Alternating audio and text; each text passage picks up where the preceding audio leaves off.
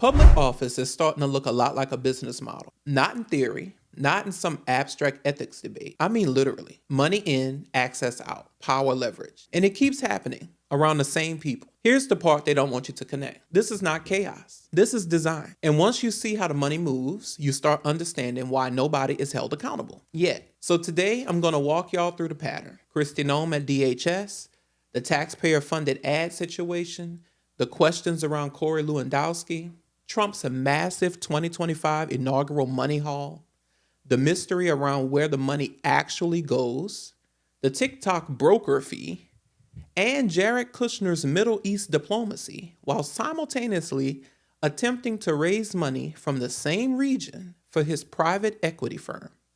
Because if the presidency turns into a place where power publicly gets converted into private leverage, then corruption isn't a side effect anymore. It becomes the system. And look, this goes way beyond Trump fans and Trump haters, because the second you let people in power treat the US government like a monetization platform, you're setting a new standard. You're basically telling every future administration, go ahead, sell access, blur the lines, see what you can get away with. And historically, that's exactly what the rules were designed to prevent. Presidents used to at least try and separate themselves from their business interests. Reagan used the blind trust. Jimmy Carter gave up his peanut business.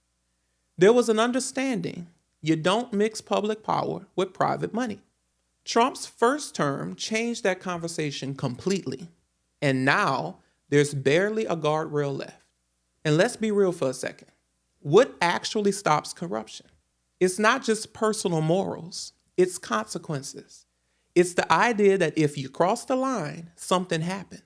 But if the system can't or won't hold the president accountable, then what's the deterrent? It's your boy Trey, and welcome back to Pragmotiv News.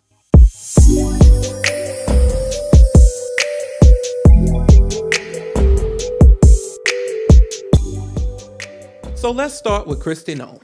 Kristi Noem is a bird-legged hoe. I said Kristi Noem is a bird-legged hoe. Because this one, it's not even subtle. It's right here. Under her leadership, DHS rolled out a massive immigration ad campaign, about $220 million in total. $143 million went to one company and $77 million went to another. Both were no-bid contracts, and lawmakers started asking the obvious questions. Why is taxpayer money funding ads that feature you? And why wasn't this process competitive? And who around you is benefiting from this? And this is the part people need to understand. This isn't just government advertising. It's given taxpayer-funded personal brand campaign. That's different. One informs the public and the other builds a profile. And that profile, that turns into money later. Think about that. Think about that when you file your taxes this season. Now let's talk about Corey Lewandowski. Lawmakers wanted to know if he profited from any of this. So NBC News reported that Trump himself was asking questions behind the scenes. Lewandowski claimed he didn't make a penny. But get this, there have been rumors for years about him and Noem being in a relationship. Of course, with both of them being married, they've denied that. And I can't prove it. So do with that information what you will. The real reason here is access, influence, contracts, and connections. And while all this is happening, DHS is struggling. FEMA delays, disaster response issues, people not getting help when they need it most, and ICE tied to deadly incidents involving U.S. citizens. So let's simplify this. You're not delivering for the public, but somehow there's still time for ad campaigns, luxury plane rides, and public contracts for your buddies. That's the pattern. So when people ask, why wasn't she gone? The answer is because in Trump's world, failure isn't a problem. Disloyalty is. Now let's zoom out. Because if Noem shows you how people operate at the highest level in the Trump administration, the inauguration shows you where she learned how to do that. Trump raised about $239 million. Let that sit for a second. That's not normal. And the donor list, full of major corporations, millions of dollars. Now, let's be honest. These companies weren't donating because they suddenly fell in love with Trump. And yeah, historically, businesses tend to lean Republican. Lower taxes, less regulation. That's the pitch. But here's what they don't say out loud. If you actually look at the data, I'm talking about growth, jobs, even the stock market performance. The economy has generally done better under Democrats. That's not opinion, that's the numbers. You don't believe me? Look it up for yourself. Because this is where people get it twisted. Businesses don't always support what performs better overall. They support what benefits them directly. Lower taxes, fewer regulations, and less oversight. That doesn't always translate into stronger outcomes for the entire economy. But it does protect their margins. They tend to be short-sighted like that. So what was this really about? Access. They were buying proximity to power. When Trump won, they knew his history of being transactional. They knew they would need the federal government to keep them contracts flowing, to approve those mergers and exempt their imports from the tariffs. So what did they do? They moved into survival mode. Now, does that excuse what they did? Absolutely not. These are billion-dollar companies and they have influence.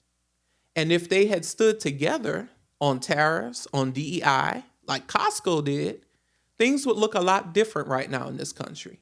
But they didn't. They folded like a damn chair. Now here's where it gets interesting. We still don't actually know how that money was spent from the inauguration. There's no full public breakdown, no real transparency on the surplus. And some reports indicate some of it will go to Trump's presidential library. Now compare that to President Obama. Structured fundraising, public-facing foundation, clear goals.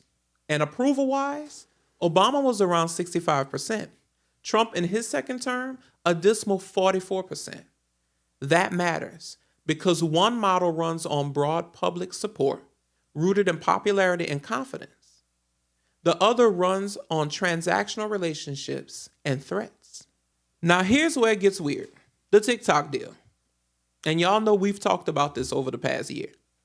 You've watched it play out yourselves. Trump wanted a ban, then he got unelected, then Congress passed it, then Biden had no choice but to sign it or risk much needed aid for Ukraine.